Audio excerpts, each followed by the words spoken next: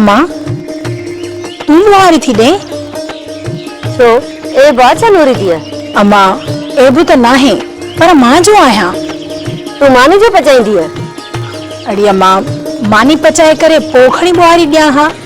भला अलाही कान ईंदसि नूरी दिया मुंहिंजी आदत आ सफ़ाई को सवा सुकून नथो अचे। अम्मा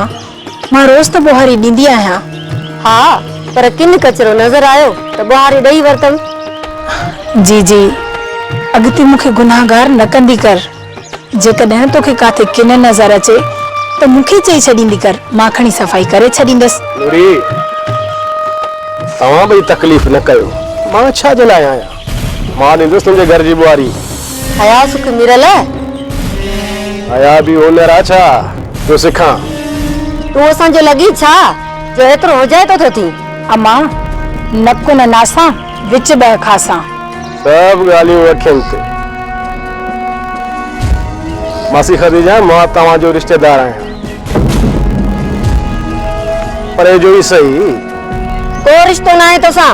नईंदो करी ते आहे रिश्तो मासी जो ना है तो जल्द थी विंदो जल्द तो सस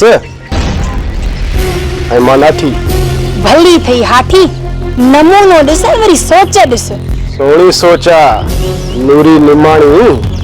अजाया खां न ॾिस मिरल ऐं न वरी असांखे घटि वधि चओ।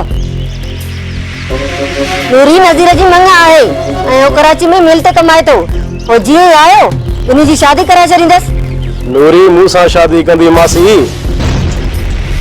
कुछ नूरी खां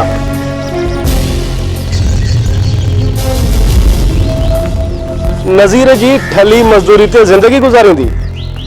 कमाल थी करे मासी मूं वटि 16 एकड़ ज़मीन आहे 16 एकड़ ज़मीन ऐश कंदी ऐश